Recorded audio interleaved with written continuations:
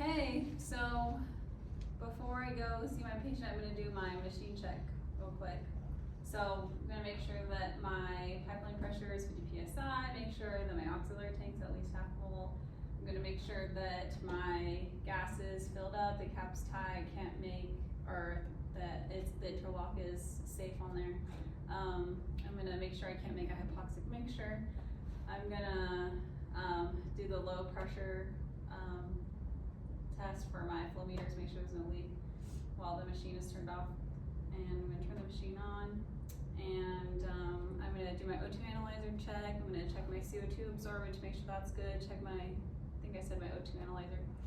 And then I'm going to do my high pressure test. So I'm going to, while the machine is on, close my APL valve all the way to 70.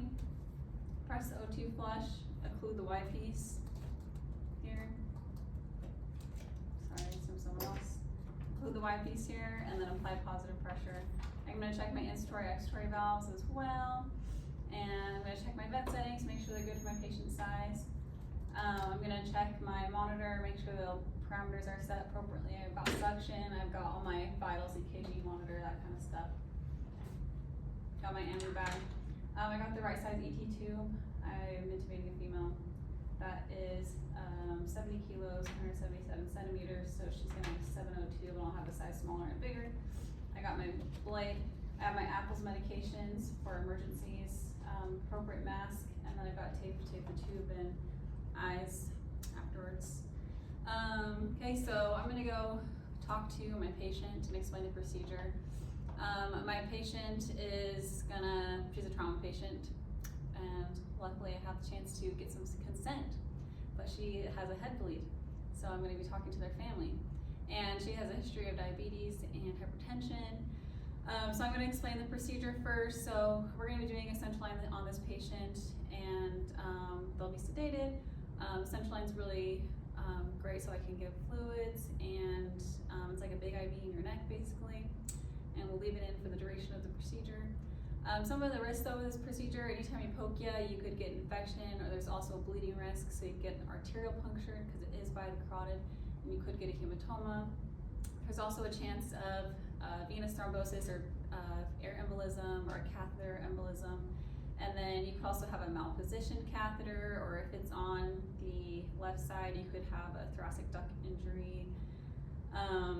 And then you could also get a pleural effusion, a hemothorax or a pneumothorax, and then you can also have cardiac arrhythmias, cardiac tamponade, or myocardial perforation. The benefits of the central line is it's really great for people you can't get PIV access on, good for drugs that are like vesicants, they're hard on the veins, helps you avoid medication interruptions. You can also give like incompatible drugs. It's great for hemodynamic monitoring, invasive hemodynamic monitoring specifically, and then giving lots of fluids or volume. The alternatives for this patient is that we could not do the surgery, or if we chose to not place the line, they would be at higher risk for adverse events.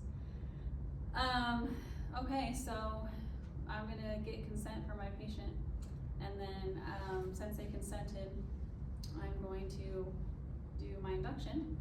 So got my blade, got my tube ready to go. In their IV, I'm going to induce them with propofol, so it's going to be 140 milligrams of prop and 70 milligrams rock. I'm going to intubate with a 702 here, and I've hyperoxygenated them for 3 to 5 minutes before I intubate them.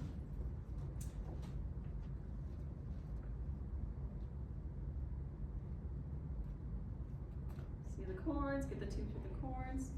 Gonna hook up my vent.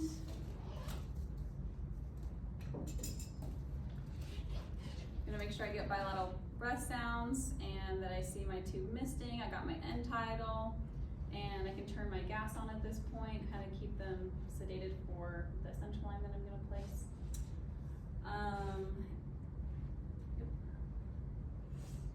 Okay, so now I'm gonna do my central line. So I'm gonna make sure the position of the patient, they're in Trendelenburg, and that their head is turned away from the site.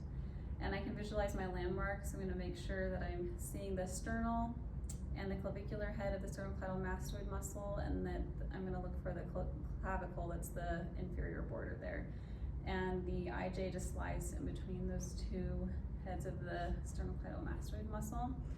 Okay, so next I'm going to put on my PPE, got my hat, my mask, my gown on, and make sure I had all my supplies with me that you can see here, obviously. Central line kit, drape, chlorhexidine prep, lidocaine, and a lidocaine syringe for that, sutures if that doesn't come in the kit.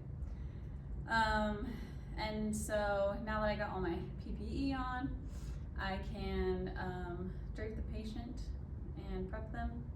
And then now that I've got sterile hands, I can mess around with my central line kit. I'm gonna flush all the ports, this one only has one, with saline, and make sure my finder needle's ready to go and my syringe is ready to go. And then now I'm going to start with doing some local anesthetic. So I'm gonna drop some lidocaine, 1%, and I'm gonna do like 2 to 3 cc's as a little skin wheel under here. Next I'm going to take my finder needle, and I'm going to palpate the carotid artery as I insert my finder needle. And I'm gonna aspirate back on my finder needle as I do this, so I know when I get venous blood here. Okay. And next I'm going to add my 18 gauge introducer needle. I'm gonna palpate the carotid here medially as I insert this. I'm gonna aspirate on the way down so I know when I get venous blood.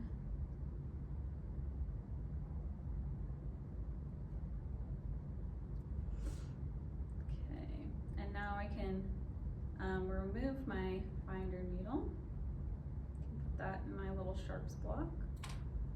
And now that I have my needle or my 18 gauge in here, I can remove the syringe so I can wire it.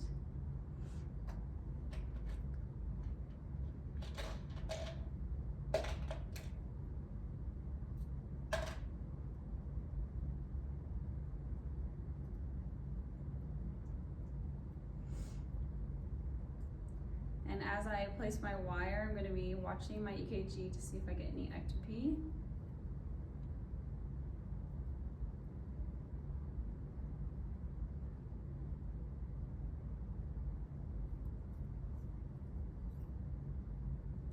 And I'm maintaining good control of my wire while I do that, so it's not breaking sterile field. Okay, so now I can keep a good hold on to my wire and remove my introducer needle here. And I'm gonna take my scalpel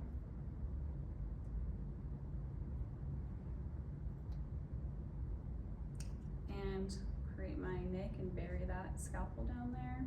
And then I can put that in the sharps as well.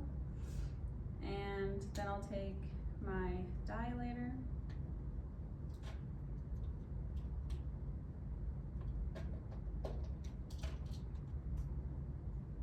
and I will dilate.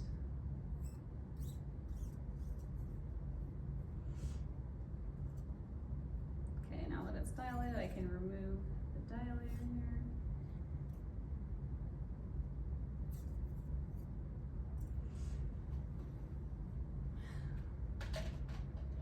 Okay, now I can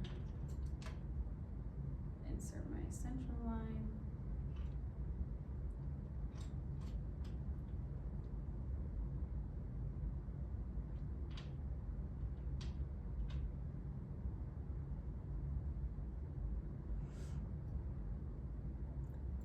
And I'm going to insert the central line to the depth of 16 centimeters here in the IJ. Okay, once I get that hubbed, I can remove my wire, and I'm going to make sure here that I have non-pulsatile venous flow. If I'm unsure of that, I can transduce it with the CPP. And then I'm gonna aspirate the port here, make sure I get blood return, and then flush it back. And now I can suture it, put a dressing on it, and I'm gonna get vital signs and check for patient comfort level every 5 minutes times 3. And I'm gonna do my charting and check that my chest X-ray, there's no signs of edema or anything. Okay, now my patient needs an A-line as well, so I'm also gonna get consent for this A-line. I'm gonna explain to them that A-lines are really good to monitor patient hemodynamics and blood pressure, really good for frequent lab draws, or if they're in a neuro case and we need good cerebral perfusion pressure control. Some of the risks of this procedure, anytime we poke you again, you can get infection or bleeding risk, hematoma here, nerve injury. You can also have pain. Benefits of this though, like I explained, the blood draws and the blood pressure control. If we didn't want an A-line, we could always not do it or just cancel the procedure, but we would be at risk of, we'd be at risk of a higher risk for an adverse event during the case if we didn't have an A-line. So I'm gonna gather all my supplies. I'm gonna have my arrow, my lidocaine, my prep, and I can drape them if I'm feeling like I want to be extra sterile. And then I'm going to, this is pretending it's an arm, but if I had an arm, we position the wrist like this and then put a towel underneath it and tape the wrist down like this. And then I'll prep the patient here, put on my PPE, and then I'll do the drapes if I want to drape them. So then I'll do my lidocaine again, it's like 1% again, just those 2-3 cc skin wheel. Then I'll insert my A-line, pretending that this is a wrist. You can use your fingers to palpate the radial, just the tip of your fingers. And then I'm gonna insert it like a pencil at a 30 to 45 degree angle with the bevel up. And I should get a flash, an arterial flash here. And then I'm gonna insert my wire, and it should thread easily.